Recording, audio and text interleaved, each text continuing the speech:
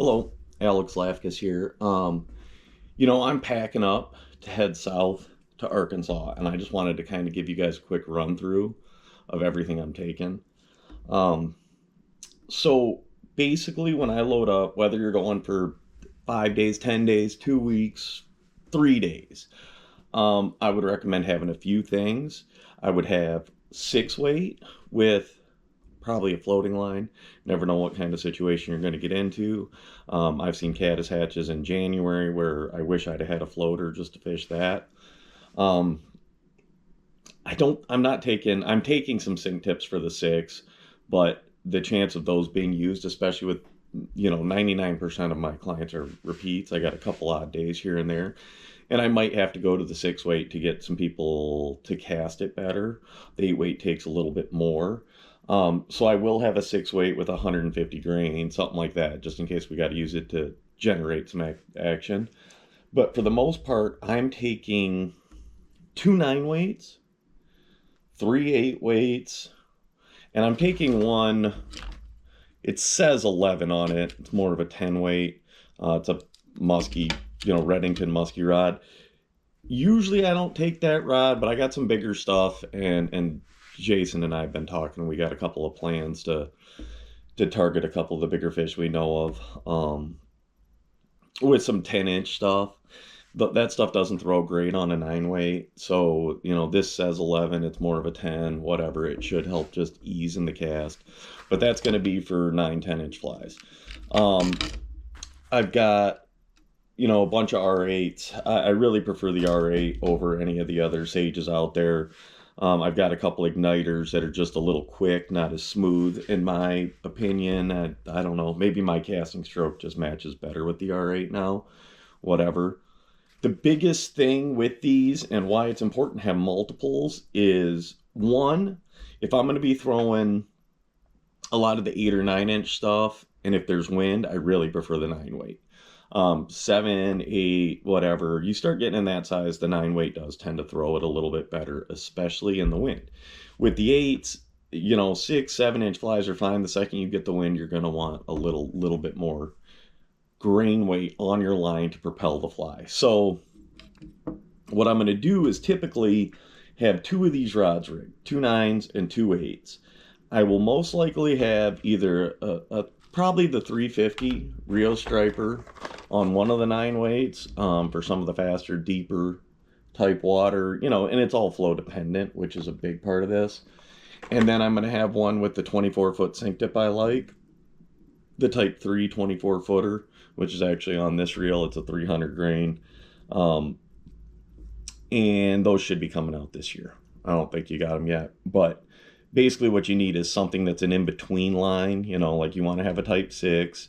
I prefer the Rios over, definitely over the Airflows. Airflows sink a little fast. Only time I like the Airflows if you have extreme high water, like 6 generators plus, so 22,000 CFS. Which we don't see a ton of typically. So I've got a Type 3 for a 9 weight, and I got my Type 6 for a 9 weight. In addition, I'll have two 8 weights with a Type 3 on one and a Type 6 on another. This is the 300 grain Rio Striper. It does have a really fast sink rate, but it's not excessive like I feel like the Airflows tend to be. Those tend to find hammer to the bottom. These will you get a little bit more hover out of them, which is important in my presentation. But that's really critical because even spot to spot, you're changing lines. And do that in Michigan to some degree too. It's just there I can really focus on it. And the flows are going to vary throughout the day. So you have to keep that in mind. Different flows mean different lines. Different spots mean different lines. And different, same spot and different flows means a different line. So, that's really the most important thing, is having the correct gear to go down there with. Two, I don't even have them laying out because I'm taking all of my streamers. I'm taking stuff with weight, stuff without weight. I'm taking 4-inch flies, 3-inch flies, 10-inch flies, and everything in between, something that sinks fast or medium to fast, because you're going to rely on your line a lot of the time to get it down. When you're getting a ton of push and a ton of current, weight only goes so far. It needs to be a longer presentation, allowing your fly line to help dig that fly deeper.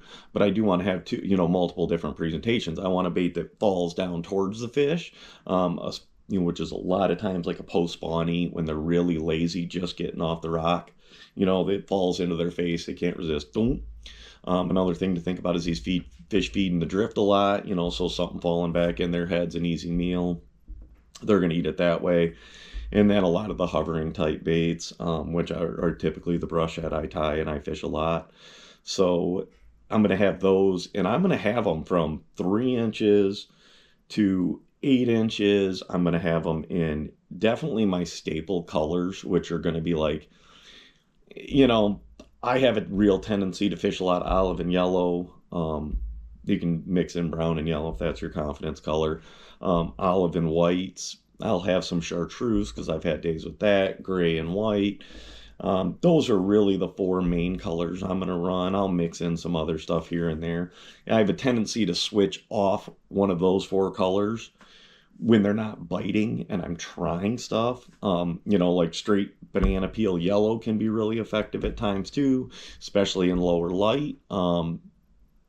So you just play around. Always have some black, and that, doesn't matter if you're trout fishing, you should always have black. And I always have olive sculpin type patterns. So I've got, those are going to be my main things. A bunch of bigger bait fish and then a bunch of sculpin stuff. And I'm going to use that based on activity, time of day, what I'm seeing. A lot of times I'm going to switch and have one dude running a sculpin to start or this and that. And we just kind of rotate through until we get on a pattern. The nice thing about down there is it's a lot like fishing some of the smaller rivers or the western rivers, smaller rivers up here, or western rivers, is that there's enough volume of fish that you should get some response. And that's going to really help you sort, shuffle, get on a better program and a better pattern. The more familiar you get with the area, the more you know where to expect fish. And when you're not seeing fish, that's when in spots you should be, to switch through them quicker. So that's kind of my gear. And frankly, I don't care if you're going with a guide or whatnot, you should have all of these bases covered. One thing I strongly recommend too is like, the white's a complex fishery.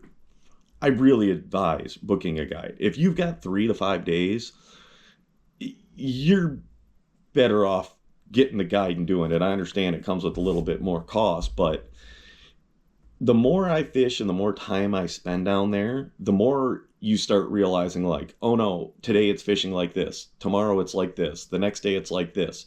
As they fluctuate flows and they move, certain fish are active in different areas of the river at different times. And man, a lot of times from what I see is a guy who don't book guides, they might get on a pattern after a couple of days, but the second it changes, they don't have a game plan.